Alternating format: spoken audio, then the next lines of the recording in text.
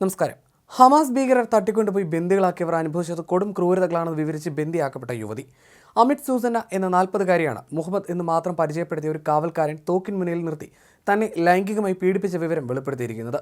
ലൈംഗികമായി പീഡിപ്പിക്കുക മാത്രമല്ല, തന്നെ മർദ്ദിക്കുകയും മറ്റു വിധത്തിലുള്ള പീഡനങ്ങൾ ഏൽപ്പിക്കുകയും ചെയ്തുവെന്നും ഇവർ ന്യൂയോർക്ക് ടൈംസിന് നൽകിയ അഭിമുഖത്തിൽ പറയുന്നു. നീണ്ട 55 ദിവസങ്ങളായിരുന്നു ഇവർ ഗാസയിൽ തടവിലുണ്ടായിരുന്നത്. ഇസ്രായേലി അഭിഭാഷകയായ ഇവരെ നവംബറിലെ വെടിനിർത്തലിന്റെ ഭാഗമായി 21-കാരിയായ മിയ ഷെമിനൊപ്പമാണ് മോചിപ്പിച്ചത്. എന്നാൽ സൂസനയുടെ ആരോപണം വിശ്വസിക്കാൻ പ്രയാസമാണ് എന്നാണ് ന്യൂയോർക്ക് ടൈംസിനോട് ഹമാസിന്റെ പ്രതിനിധി പ്രതികരിച്ചത്. തങ്ങളെ സംബന്ധിച്ച് മനുഷ്യ ശരീരം, പ്രത്യേകിച്ചും സ്ത്രീകളുടേത് പരിപാവനമായ ഒന്നാണെന്നും വക്താവ് കൂട്ടിച്ചേർത്തു. ഒക്ടോബർ 7 നടന്ന ആക്രമണത്തിൽ ബന്ദിയാക്കപ്പെട്ടവർ ലൈംഗിക പീഡനം നേരിടുന്നു എന്ന വാർത്തകൾ മാസങ്ങളായി നിഷേധിച്ചു വരികയാണ് ഹമാസ്. എന്നാൽ ചില ബന്ദികൾ ലൈംഗിക പീഡനം അനുഭവിച്ചതായി വ്യക്തവും ബോധ്യപ്പെടുത്തുന്നതുമായി തെളിവുകളുണ്ടെന്ന് ഈ മാസം ഐക്യരാഷ്ട്രസഭ പുറത്തുവിട്ട റിപ്പോർട്ടിൽ പറയുന്നു. മാത്രമല്ല, ഹമാസ് റെയ്ഡിന്റെ സമയത്തും ചിലർ പീഡിപ്പിക്കപ്പെട്ടതായി വിശ്വസിക്കാൻ തക്കതായ കാരണങ്ങളുണ്ടെന്നും റിപ്പോർട്ടിൽ പറയുന്നു. ഒക്ടോബർ 7 ആക്രമണ സമയത്ത് സ്വന്തം വീട്ടിൽ നിന്നായിരുന്നു സൂസനെ പിടിച്ചുകൊണ്ടുപോയത്.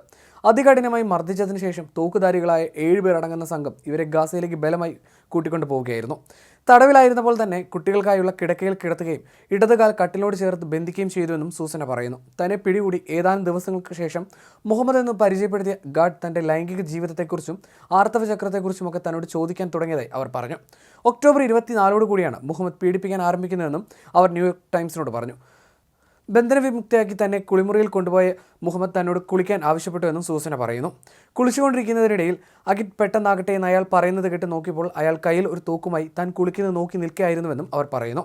ബാത്ത് ടവൽ കൊണ്ട് നഗ്നത മറയ്ക്കാൻ ശ്രമിച്ചെങ്കിലും അയാൾ തൻ്റെ അടുത്ത് വന്ന് ക്രൂരമായി മർദ്ദിച്ചുവെന്നും അവർ പറയുന്നു. പിന്നീട് മുഖത്തിന് നേരെ തോക്ക് ചൂണ്ടി തന്നെ അയാൾ കിടപ്പുമുറിയിലേക്ക് കൊണ്ടുപോയെന്നും സൂസന ന്യൂയോർക്ക് ടൈംസിനോട് പറഞ്ഞു. ചുമരുകളിൽ നിറയെ കാർട്ടൂൺ കഥാപാത്രങ്ങളെ വരച്ചിട്ടുള്ള കുട്ടികളുടെ മുറിയെന്ന് തോന്നിപ്പിക്കുന്ന തരത്തിലുള്ള മുറിയിൽ വെച്ചായിരുന്നു അയാൾ സൂസനയെ ലൈംഗികമായി പീഡിപ്പിച്ചത്. പിന്നെ തന്നെ ഒറ്റയ്ക്ക് വിട്ട് അയാൾ പോയി.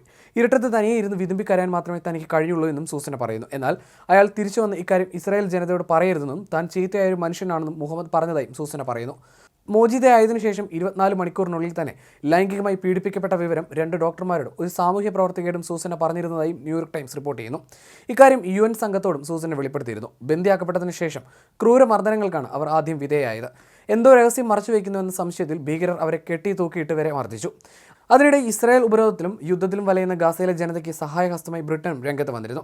ആദ്യഘട്ടമായി 10 ടൺ ഭക്ഷ്യവസ്തുക്കൾ എയർ ഡ്രോപ്പ് ചെയ്തിരുന്നു. ഇതാദ്യമായിട്ടായിരുന്നു ബ്രിട്ടൻ ഗാസയിൽ എയർ ഡ്രോപ്പ് ചെയ്യുന്നത്. റോയൽ എൻഫോഴ്സ്മെൻറ്റ് വിമാനത്തിൽ തിങ്കളാഴ്ചയായിരുന്നു ഭക്ഷണ സാധനങ്ങൾ വിതരണം ചെയ്തത്. വെള്ളം, അരി, പാചക എണ്ണ, ഭക്ഷ്യമാവ്, ടിൻ സാധനങ്ങൾ, ബേബി ഫുഡ് എന്നിവ ഗാസയുടെ വടക്കൻ തീരപ്രദേശത്ത് നൽകി.